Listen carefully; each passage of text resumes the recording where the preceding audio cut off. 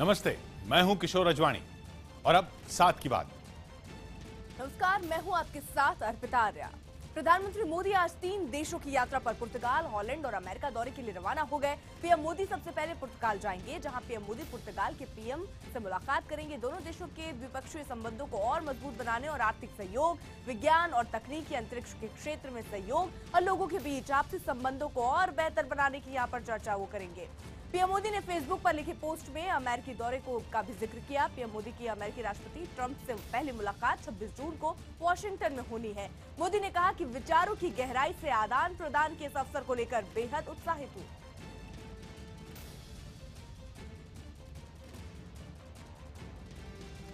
PM Modi ने America के दौरे पर लेकर फेसबुक पर लिखा, अमेरिका के साथ भारत की साझेदारी बहुस्तरीय और बहुमुखी है, जिसका न सिर्फ दोनों देशों की सरकारें बल्कि दोनों ही जगहों के पक्षकार भी समर्थन करते हैं। मैं ट्रंप प्रशासन के साथ साझेदारी के लिए भविष्योन्मुखी दृष्टिकोण विकसित करने को लेकर उत्सुक हूं।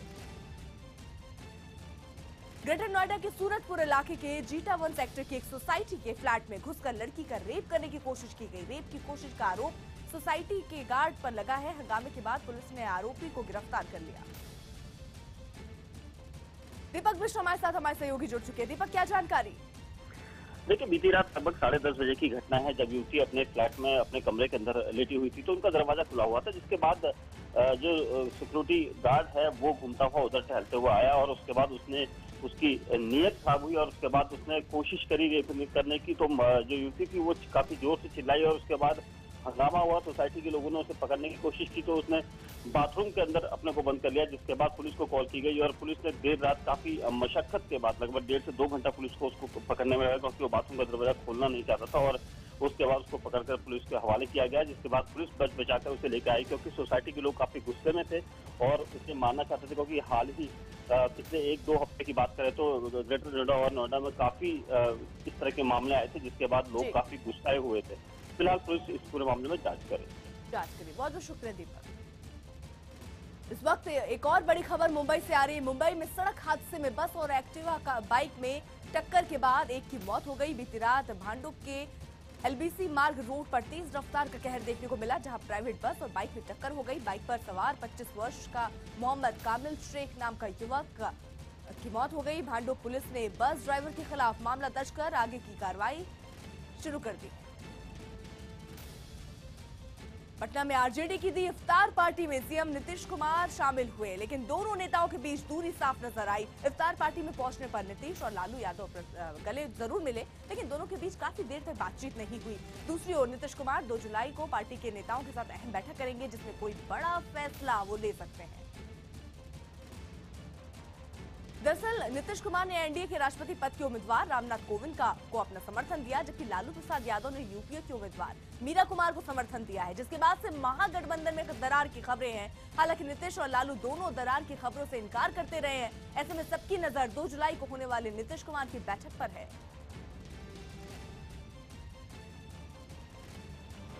संसद भवन परिसर में प्रधानमंत्री नरेंद्र मोदी और रामनाथ कोविंद ने आडवाणी का हाथ पकड़कर ऊपर उठाया। ये सभी नेता रामनाथ कोविंद के नामांकन के लिए पहुंचे, जिन्होंने एनडीए की ओर से राष्ट्रपति पद के उम्मीदवार के तौर पर नामांकन दाखिल कर दिया। इससे पहले संसद भवन परिसर में एनडीए समेत कोविंद को समर्थन देने वाले दूसरे नेता भी पहुंचे। सबसे आगे रामनाथ कोविंद के साथ प्रधानमंत्री मोदी, लालकृष्ण आडवाणी, अमित शाह और प्रकाश सिंह बादल समेत कई नेता चल रहे थे। थोड़ी दूर चलने के बाद रामनाथ कोविंद और नरेंद्र मोदी ने पहले आडवाणी का हाथ पकड़कर ऊपर उठाया, जिसके बाद बाकी नेताओं ने भी हाथ से हाथ मिलाकर फोटो खिंचवाई, जिसके बाद सभी नेता संसद भवन के लाइब्रेरी हॉल की ओर बढ़ गए। इस मौके पर बीजेपी शासित सभी राज्यों के मुख्यमंत्री भी पहुंचे, तो साथ ही केंद्र सरकार की दिग्गज मंत्रियों का भी यहां जमावड़ा लगा। ये सभी लोग नामांकन दाखिल करने पहुंचे, जहां पहली कतार में पीएम मोदी और अमित शाह के बीच में रामनाथ कोविंद बैठे, तो प्रधानमंत्री के बगल में लालकृष्ण आडवाणी और मुरली मनोहर जोशी बैठे दिखे। यहां रामनाथ कोविंद ने 3 सेट में नामांकन दाखिल किया, जिसे वहां मौजूद निर्वाचन अधिकारी ने लेकर चेक करना शुरू किया। कोविंद चौथे सेट का नामांकन 28 जून को दाखिल करेंगे। नामांकन दाखिल करने के बाद रामनाथ कोविंद मीडिया के सामने आए और अपनी प्राथमिकताएं गिनाई। सर्वोच्च पद की गरिमा को बनाए रखने के लिए हर संभव प्रयास करूंगा। कोविंद के नामांकन के मौके पर तमिलनाडु के मुख्यमंत्री पलनीसामी, आंध्र प्रदेश के मुख्यमंत्री चंद्रबाबू नायडू और तेलंगाना के मुख्यमंत्री सी चंद्रशेखर राव भी मौजूद थे। वहीं खबर है कि 25 जून से कोविंद राज्यों का दौरा करेंगे, जिसकी शुरुआत यूपी से की जाएगी। इस बीच विपक्ष ने भी मोर्चाबंदी जारी रखी है और राष्ट्रपति पद के मुकाबले में कमजोर होने के बाद भी अपनी ताकत दिखाने की कोशिश में है। विपक्ष राष्ट्रपति चुनाव को सिद्धांतों की लड़ाई करार दे रहा है। या दाएं हैं या बाएं हैं, तो इस वक्त तो आइडियोलॉजी की लड़ाई चल रही है। आइडियोलॉजी में ये बीच वाला रास्ता कोई नहीं होता है। मूल्यों की, सिद्धांतों के, आदर्शों की लड़ाई है। तो बीजेपी ने इसे यूपीए का ढोंग बता दिया। उनके एजेंडे में सचमुच दलित होता तो मीरा कुमार जी को पिछली बार ही वे प्रत्याशी बनाए होते। राष्ट्रपति चुनाव को लेकर सियासी वार पलटवार का खेल दिल्ली में जारी है। तो बिहार की राजधानी पटना में भी सियासत गरमाई हुई है। नीतीश कुमार के कोविंद के पक्ष में खड़े होने के बाद लालू यादव का दर्द छिपाए नहीं छिप रहा।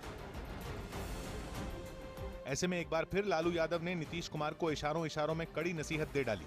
नीतीश जी का संग मुक्त शुरू से उनका आह्वान था। बताएंगे, समझाएंगे कि गलती हो गई आपसे। हालांकि 24 घंटे में लालू यादव की इस दूसरी अपील का भी जेडीयू पर असर नहीं हुआ और वो अपने रुख पर कायम है। And he is welcome to speak with Mr. Nitish Kumar ji, as indeed they do. The decision of the JDU and is irrevocable. JDU और आरजेडी के बीच तल्खी खुलकर सामने आ चुकी है।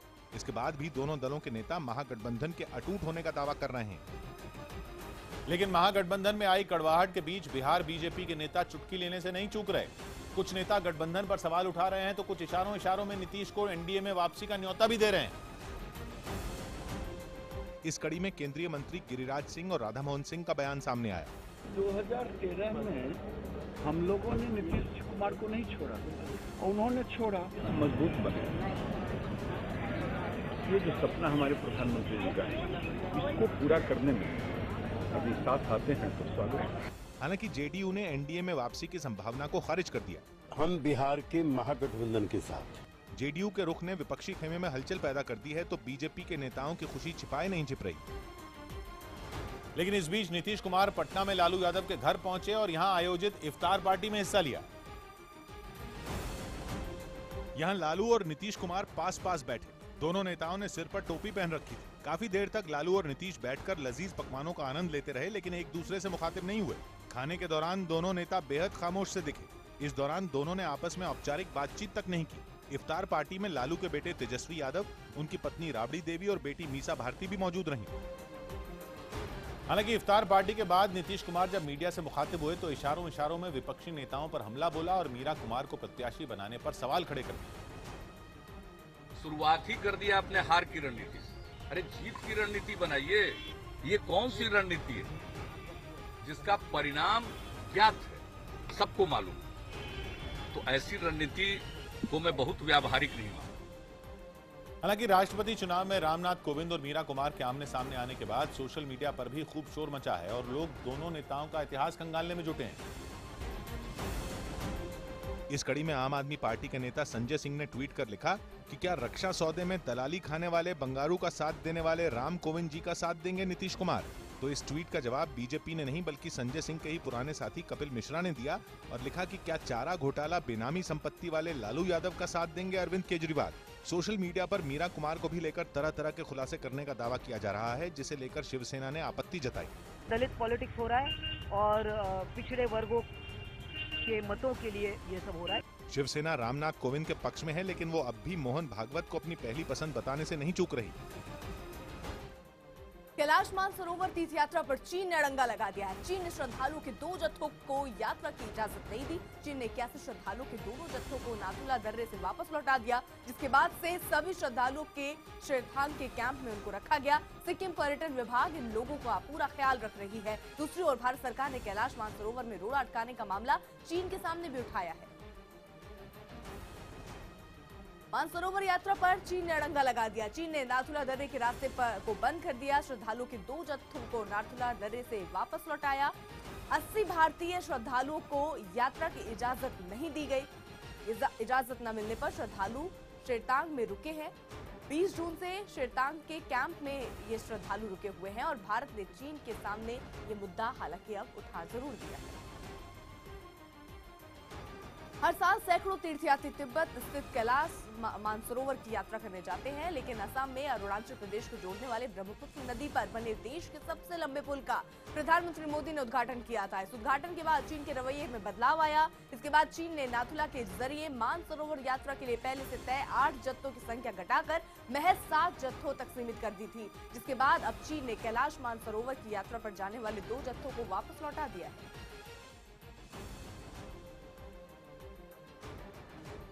बेनामी संपत्ति में परिवार के फंसने पर लालू यादव ने सफाई दी। बेनामी संपत्ति मामले में फंसे लालू प्रसाद यादव ने दावा किया कि उनके परिवार ने कुछ गलत नहीं किया। चंडीगढ़ में अकाली दल और बीजेपी नेताओं ने राज्यपाल से मुलाकात कर कांग्रेस पर तानाशाही का आरोप लगाया। 2000 करोड़ के ड्रग्स मामले में भगोड़ा घोषित ममता कुलकर्णी की संपत्ति कुर्क हो सकती है। मुंबई क्राइम ब्रांच ने एक सुनार को अगवा कर लूटने के आरोप में 8 लोगों को गिरफ्तार किया। गाजियाबाद पुलिस ने अवैध हथियारों की तस्करी के आरोप में राष्ट्रीय स्तर के जूडो कराटे खिलाड़ी विक्की को गिरफ्तार किया। मुंबई के मेयर विश्वनाथ पर अवैध स्टॉल हटाने का प्रस्ताव पास करने वाले अधिकारी को धमकाने का आरोप लगा है। शिवसेना की पुरानी आदत है कि अवैध निर्माण को समर्थन देना। मुंबई में बीएमसी ने आर्थिक संकट से जूझ रहे बेस्ट बस प्रबंधन को कर्ज देने से मना कर दिया। महानगर पालिका की जवाबदारी है कि उसके लॉस को बियर करे, उसको मदद करे। मुंबई में पानी पर करीब 6% टैक्स बढ़ने के खिलाफ बीजेपी पार्षदों ने प्रदर्शन किया। महानगर पालिका के इतिहास में आज सबसे काला दिवस था। मुंबई पुलिस ने एक ऐसे वेटर गैंग का भंडाफोड़ किया है जो ग्राहकों को उनके क्रेडिट और डेबिट कार्ड से चूना लगाता था। भारत की एनएसजी यानी न्यूक्लियर सप्लायर्स ग्रुप में दाखिल होने की कोशिशों को झटका लगा है। भारत की एनएसजी में दाखिल होने की कोशिश के बीच चीन ने साफ किया कि उसकी नीति में कोई बदलाव नहीं आया है। कई देशों की आर्थिक गतिविधियों पर नजर रखने वाली फ्रांस की फाइनेंशियल एक्शन टास्क फोर्स ने अपनी एक रिपोर्ट में पाकिस्तान को ये कहते हुए फटकारा कि वो आतंकियों को पैसा दे रहा है। पंजाब विधानसभा के बजट सत्र के आखिरी दिन भी जमकर हंगामा हुआ। दिल्ली के रोहिणी में डीयू की एक छात्रा ने आरोप लगाया कि 2 लड़कों ने छेड़छाड़ कर अपहरण की कोशिश की। खबर है कि कृष्णा के आने वाले कॉमेडी शो में मिथुन चक्रवर्ती भी दिख सकते हैं। इरफान व्यस्त होने की वजह से संजय लीला भंसाली की फिल्म गुस्ताखिया में काम नहीं करेंगे। आलिया भट्ट फिल्म राजी में कश्मीरी लड़की की भूमिका में दिखेंगी। अगले महीने जुलाई में फिल्म राजी की शूटिंग पंजाब और कश्मीर में होगी। पाकिस्तान की क्वेटा में 2 धमाकों और कराची में हुई फायरिंग में अब तक 62 लोगों की मौत हो चुकी है। क्वेटा में आईजी दफ्तर के बाहर हुए धमाके में 11 लोगों की मौत हो गई, जबकि कराची में फायरिंग में 4 पुलिस वालों की मौत हो गई। इसके अलावा पाकिस्तान में एक और धमाके में करीब 15 लोगों की मौत हुई।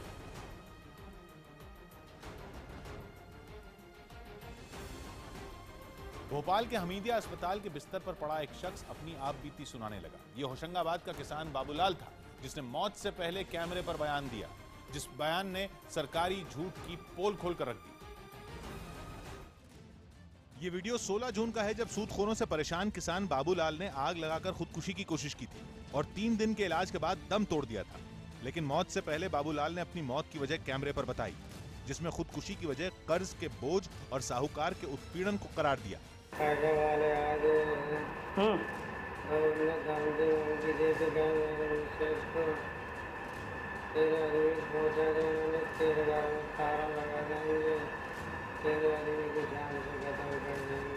किसान के इस बयान ने मध्य प्रदेश सीआईडी रिपोर्ट की पोल खोलकर रख दी, जिसमें किसानों की खुदकुशी की वजह कर्ज को मानने से इनकार किया गया था। हालांकि किसान का यह वीडियो सामने आने के बाद पुलिस ने आरोपी साहूकार समेत 4 लोगों पर केस दर्ज कर लिया।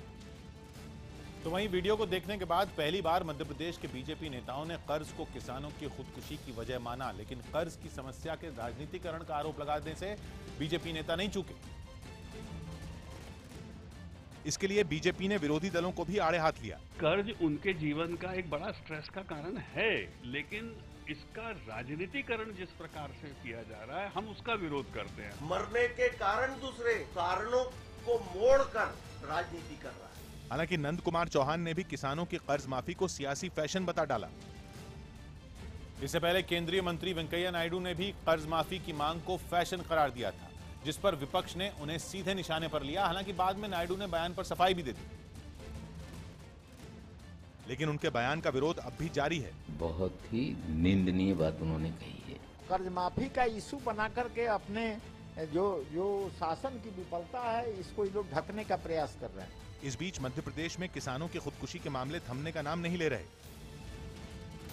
दिल्ली में मुख्यमंत्री केजरीवाल की ओर से आयोजित इफ्तार पार्टी में कुमार विश्वास को नहीं बुलाए जाने पर बड़ा विवाद खड़ा हो गया। अब तो सोशल मीडिया पर चल रहा वार पर पलटवार सार्वजनिक कार्यक्रम तक पहुंच गया। दिल्ली में सत्ता संभालने के बाद सीएम केजरीवाल तीसरी बार इफ्तार पार्टी उन्होंने दी। इससे पहले 2 बार कुमार विश्वास इफ्तार पार्टी में आमंत्रित किए गए थे, लेकिन हाल ही में उठे अंदरूनी विवाद के बाद सीएम केजरीवाल की इफ्तार पार्टी का विश्वास को निमंत्रण तक नहीं भेजा गया, जिस पर कुमार विश्वास ने सफाई दी कि सरकार का विशेषाधिकार है कि उसे किसे इफ्तार में बुलाना है, किसे नहीं बुलाना है। सबको भेजा था, ज्यादातर लोग आए, हो सकता है किसी मसरूफियत की वजह से लोग ना आए हों, क्योंकि इसका ताल्लुक इफ्तार का किसी सियासत से नहीं है, बल्कि उस मोहब्बत से है जो तमाम धर्म एक दूसरे को मोहब्बतों का पैगाम देते हैं। इस बार नहीं भेजा है तो मैं सबको शुभकामनाएं देता हूं और 25 तारीख को आप राजस्थान आइए। हम अपना कार्यकर्ता अधिवेशन पूरा करने के बाद शाम को वहीं इफ्तार में सब लोगों के साथ सम्मिलित होंगे और भी जो लोग नहीं बुलाए गए हों उनको भी आमंत्रण है कि राजस्थान आए, जयपुर में हमारे साथ इफ्तार करें।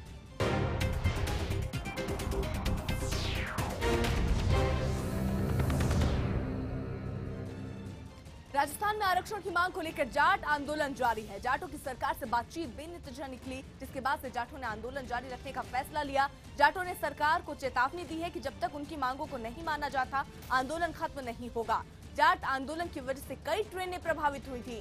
भरतपुर से गुजरने वाला रेलवे ट्रैक राजस्थान को यूपी के अलावा बिहार और पश्चिम बंगाल तक जोड़ता है। ऐसे में हजारों यात्रियों को काफी परेशानियां झेलनी पड़ी। जाट आंदोलन के बाद भरतपुर में 30 जून तक धारा 144 लागू कर दी गई है। साथ ही बड़ी संख्या में पुलिस बल भी वहां तैनात किया गया है। भवानी सिंह हमारे साथ हमारे सहयोगी इस वक्त जुड़ चुके हैं। भवानी, उनको समझाने और मनाने की कोशिश की गई लेकिन वो बेनतीजा निकली। अब क्या रणनीति होने वाली है? देखिए अर्पिता, 2 दौर की बातचीत हुई है सरकार के बीच में और आंदोलनकारियों के बीच में, और अपनी मांगों पर अड़े रहे। सरकार ने यकीन भरोसा दिलाया कि जो कमेटी की रिपोर्ट है, जो कमीशन की रिपोर्ट है ओबीसी कमीशन की, उस पर विचार करके फैसला किया जाएगा, लेकिन तत्काल फैसले की मांग पर अड़े रहे, इसलिए कोई नतीजा नहीं निकल पाया। उसके बाद में सुरक्षा बढ़ा दी गई है, रेलवे ट्रैक है उनकी सुरक्षा बढ़ा दी गई है, और जो रोड्स ब्लॉक किए जा रहे हैं वहाँ पर पुलिस का डिप्लॉयमेंट किया गया, सुरक्षा कड़ी की गई। 144 भरतपुर में और डीज के अंदर वहाँ पर अभी लागू है, और आज अभी आंदोलनकारी रणनीति बना रहे हैं कि अगर फिर वो अगर नहीं हटते हैं तो उनको हटाने की कोशिश की जाएगी। जी बहुत शुक्रिया भवानी। राजस्थान के भरतपुर में रेल की पटरी पर कुछ लोग खाते पीते नजर आए। भरतपुर और धौलपुर में आरक्षण की मांग करते हुए जाट समुदाय के लोग आंदोलन पर उतर आए और आंदोलन के लिए उन्होंने ये रास्ता चुना। राजस्थान के भरतपुर में जाट समुदाय के लोग पटरी पर खाट डालकर बैठ गए, जबकि बाकी बचे लोगों ने स्टेशन पर कब्जा जमा लिया। वो यहीं नहीं रुके, बल्कि सड़कें भी बंद कर दी और नारेबाजी करने लगे। जाट समुदाय से जुड़े प्रदर्शनकारी भरतपुर और धौलपुर में अपने लिए आरक्षण लागू करने की मांग कर रहे हैं। आंदोलन से जुड़े नेताओं ने आरक्षण लागू नहीं करने पर राजस्थान सरकार को अंजाम भुगतने की चेतावनी दी। इस आंदोलन में किसी भी तरह की कोई जनहानि धनहानि होगी तो उसके लिए सीधे सरकार जिम्मेदार होगी। जाट समुदाय के लोगों ने प्रदर्शनकारियों के लिए भरतपुर स्टेशन पर ही खाने पीने की व्यवस्था भी की है। भरतपुर और धौलपुर में जाट समुदाय ओबीसी कोटे में आरक्षण देने की मांग कर रहा है। उन्होंने सरकार को जल्द इसके लिए अधिसूचना जारी करने की नसीहत दी और सरकार पर दबाव बनाने की रणनीति के तहत उन्होंने सड़कों पर भी आंदोलन छेड़ दिया। मथुरा अलवर रोड पर टायर जलाने के बाद पेड़ काटकर गिरा दिया और आवाजाही ठप कर दी गई। इसके अलावा बेढम, डी, कुम्हेर, कंजोली और खरेली में भी जाम लगा दिया गया। साथ ही दिल्ली मुंबई, भरतपुर आगरा, भरतपुर मथुरा और भरतपुर नदवई रेल रूट पर कब्जा कर लिया गया और ट्रेनें रोक दी गईं। इन जगहों पर धूप से बचने के लिए टेंट भी लगाए गए। प्रदर्शनकारियों को समझाने के लिए पुलिस पहुंची, लेकिन कोई टस से मस नहीं हुआ।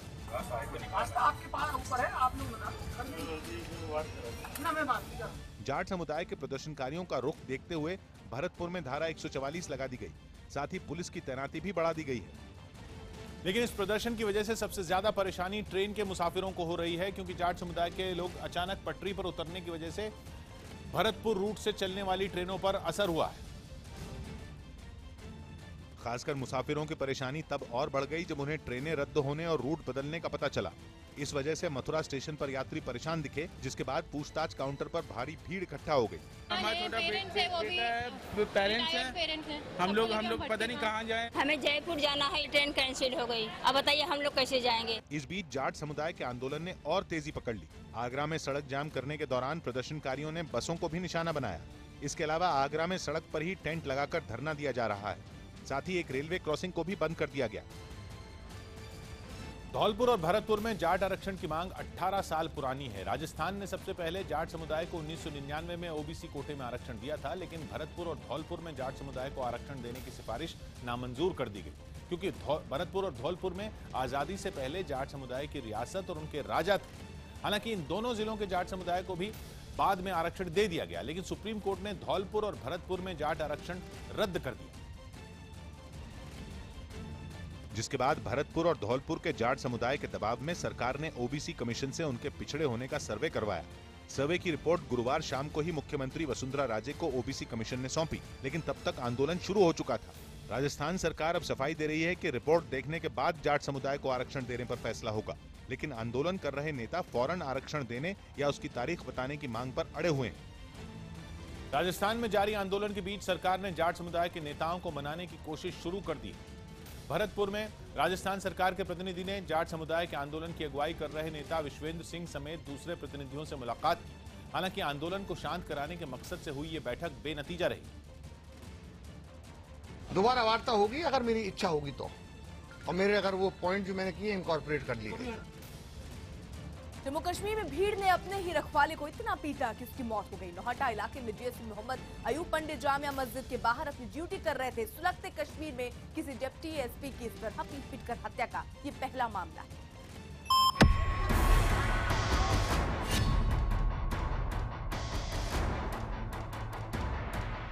हमारे बेकसूर अंकल को मारा इन्होंने।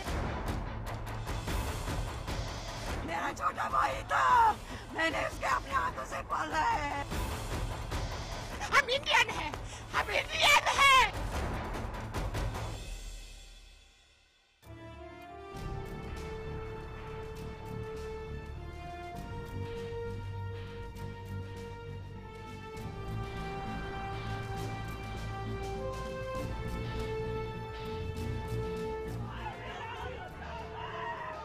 जी हाँ, ये चीख पुकार, ये मातम और ये जनाजा किसी के भी आंसुओं को झेलम का दरिया बना सकता है।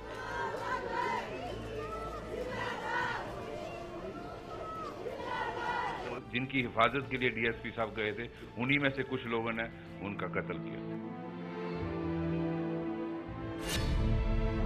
ये एक पुलिस ऑफिसर का जनाजा है।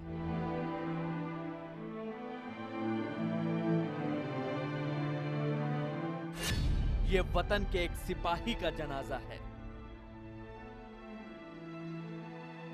ये कश्मीर के उस बाशिंदे का जनाजा है जिसने कश्मीरियत को जिंदा रखने के लिए अपनी जान न्यौछावर कर दी और उस नेक दिल फरिश्ते जैसे इंसान को मारा है इस भीड़ ने।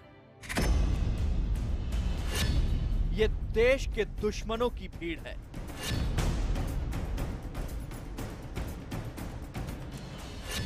ये अमन के लुटेरों की भीड़ है। इस भीड़ का कोई दीन ईमान नहीं, इस भीड़ का कोई मजहब नहीं है। ये भीड़ तो भड़काई गई है।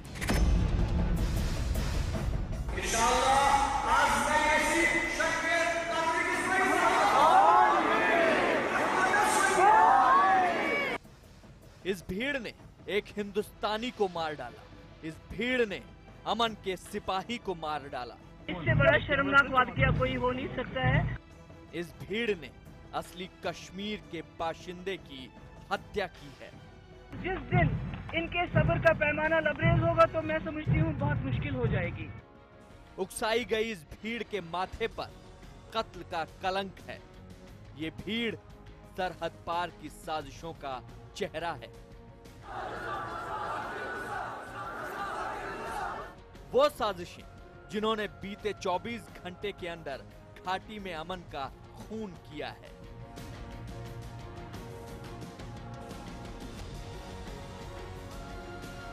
वो साजिशें जिन्होंने हिंदुस्तान के सब्र का इम्तिहान लिया है, वो साजिशें जिनकी वजह से घाटी की हरी जमीन एक बार फिर लाल हुई है,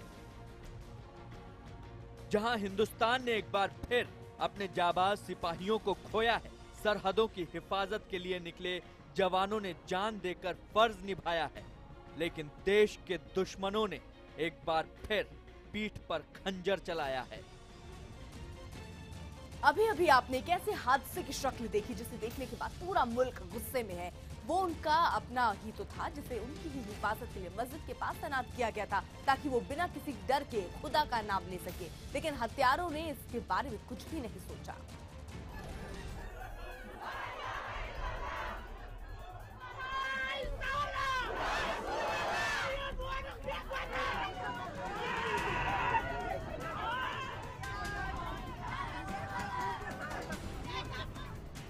ये भरोसे का जनाजा है, ये किसी अपने के खोने का दर्द है, ये जिंदा ईमान वाले का कत्ल है। मेरा भाई, छोटा भाई, मेरा छोटा भाई था, मैंने इसके अपने हाथों से पाला है, निभाया। यहाँ सब बेहद गुस्से में हैं। हमारे बेकसूर, हमारे ईमानदार अंकल को, फिर वो चाहे घर वाले हों, रिश्तेदार हों या फिर सूबे की रहनुमा। इससे बड़ा शर्मनाक वाकया कोई हो नहीं सकता है। और ये गुस्सा जायज है। गुस्सा, दुख, नफरत और बदला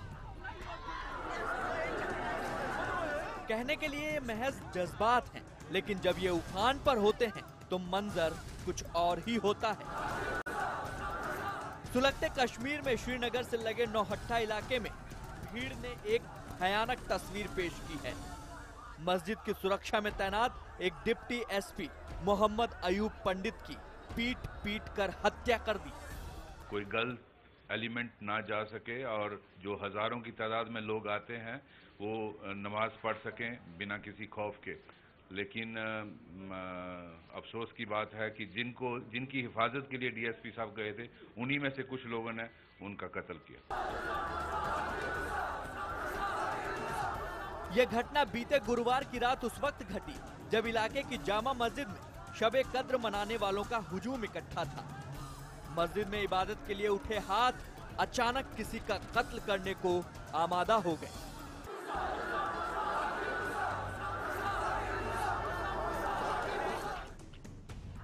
डिप्टी एसपी अयूब पंडित का कसूर बस इतना था कि वो फर्ज निभाने के लिए मस्जिद के पास सादी वर्दी में तैनात थे। चूंकि वो कश्मीर पुलिस के सुरक्षा विंग में तैनात थे और इस विंग में यूनिफॉर्म कंपलसरी नहीं होता, इसलिए वो बावर्दी नहीं थे। अयूब पंडित जिस यूनिट के इंचार्ज थे, उसका काम ही है कि शहरी और शहर से लगे तमाम इलाकों की खबर हर वक्त उनके पास होनी चाहिए, ताकि साजिशों को सिर उठाने से पहले ही खत्म किया जा सके। बस इसी फर्ज को निभाने के लिए अयूब वहां मुस्तैदी से तैनात थे। बताया जा रहा है कि जिस वक्त भीड़ ने अयूब को अपना निशाना बनाया, उस वक्त उनका सर्विस रिवॉल्वर उनके पास ही मौजूद था। बावजूद इसके वो गुस्साई भीड़ से खुद को नहीं बचा पाए।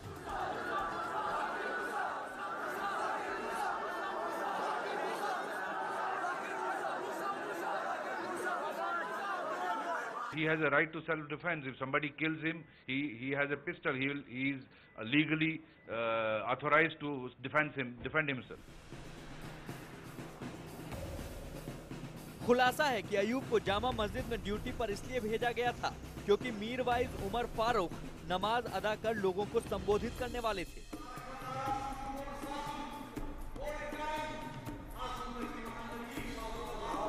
इस वारदात के बाद पूरी घाटी में मातम पसरा है। सेना और पुलिस अलर्ट पर है और सियासत अपने चरम पर।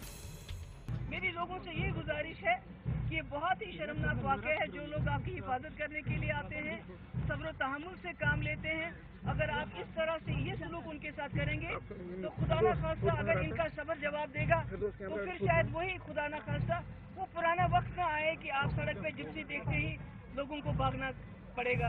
कश्मीर घाटी हैरान है, क्योंकि ये पहला वाकया है जब इस तरह किसी डिप्टी एसपी को भीड़ ने पकड़कर ऐसे मारा। रमजान के इस पाक महीने में मस्जिद की दर पर हुई इस वारदात ने सिर्फ एक ईमानदार सिपाही को ही नहीं मारा, बल्कि उसके समूचे मुल्क की खुशियों का भी कत्ल किया है। हम इंडियन हैं, हम इंडियन हैं। हाँ, हम हैं। हमारे अंकल को मारा इन्होंने, हमारे अंकल को मारा इन्होंने। यहाँ सवाल उठना लाजमी है, क्या वाकई भीड़ ने ऐसे ही एक डिप्टी रैंक के ऑफिसर को मार दिया, या फिर इस घटना के पीछे किसी की साजिश थी जिसे किसी के कहने पर मुकम्मल किया गया था? मैं तो इसको एक आतंकी हमला कहता हूँ। जरूर बंदूक नहीं थे, हाथ का इस्तेमाल किया गया और इसे लिंच किया गया। ये बिल्कुल आतंकवाद का एक नया रूप है। वक्त और हालात तो यही बयां कर रहे हैं कि दहशत फैलाने के लिए लोगों को भड़काया जा रहा है। आंकड़ों की गवाही है कि पिछले 13 महीनों में करीब 26 पुलिसकर्मी शहीद हुए हैं। ये लिस्ट काफी लंबी है, जो ये सच बयां कर रही है कि ये साजिश वाकई काफी गहरी है। लेकिन साजिशों के जिस जाल में आतंकवादी सेना को उलझाना चाहते हैं, उसी जाल को काटकर सेना आतंकियों को मौत के घाट भी उतार रही है। ताजा खबर है कि 2 जवानों की शहादत के बाद सेना की कार्रवाई में पाकिस्तानी बैट का एक आतंकवादी मारा गया, जबकि दूसरा बुरी तरह घायल हुआ। इतना ही नहीं, सेना पत्थरों की बारिश करने वालों को भी सबक सिखा रही है। संयम बरतने के साथ साथ सेना ऐसे लोगों को ठिकाने लगा रही है जो कश्मीर में आतंक की चिंगारी को आग में बदलना चाहते हैं। हाल ही में सेना की एक कार्रवाई में तावीफ अहमद उर्फ छोटा गिलानी घायल हुआ था। पुलवामा का रहने वाला ये शख्स कितना खतरनाक है, इसका अंदाजा बस इसी बात से लग जाता है कि ये शख्स सेना पर हुई पत्थरबाजी में 10 बार शामिल हो चुका है।